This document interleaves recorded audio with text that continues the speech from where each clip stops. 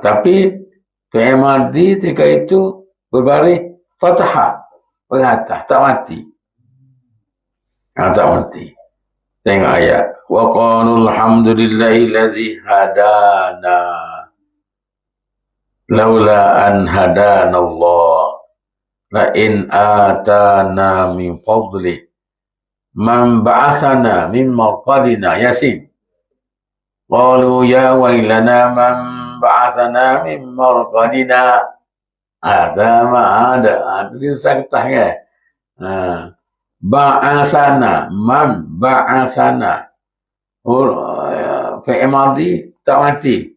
Hidup. Ba'asa. Bukan ba'asna, bukan betul tu tadi ke? Atas tadi. Surah Kahfi tu. Ba'asna. Thumma ba'asna. Ni ba'asana. Jadi, waktu fi'il madhi tak mati, tu digapa dia? Tengok dari kotak tu. Ayat-ayat tu di atas, maknanya kami. Bukan ayat tersebut sebagai kenal aku. Maf'ulun bih. Kalau fi'il madhi tak mati, dia maf'ulun bih. Ba'asana, tadi ba'asana ke ba'asa tadi? Bangkit. Mana-mana? Bangkit. Kalau ba'asna, kami dibangkitkan. Ba'asna tadi. Kami membangkitkan. Kami bangkitkan pelaku. Ba'asana. Kami dibangkitkan. Kami dibangkitkan. Atau membangkitkan kami. Membangkitkan kami. Siapa membangkitkan kami ni? Qalu ya wailana. Berkata orang kafir berkata ya wailana, celakalah. Man ba'asana, siapa bangkitkan kami? Siapa bangkitkan kami lepas kami tidur ni?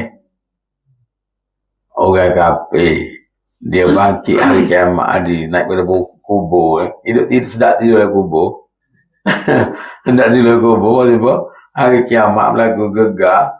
Dia bangkit ke semua orang. Siapa bangkit kami tidur ni? Apa? Man ba'asana, siapa bangkitkan kami? Dan ketika itu dia sebagai maf'ulun bih termasuk blok mansub.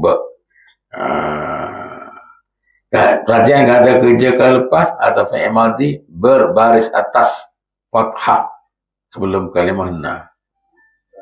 Ba'asana dengan ba'asna. Beres. Bagai kita buat belakang.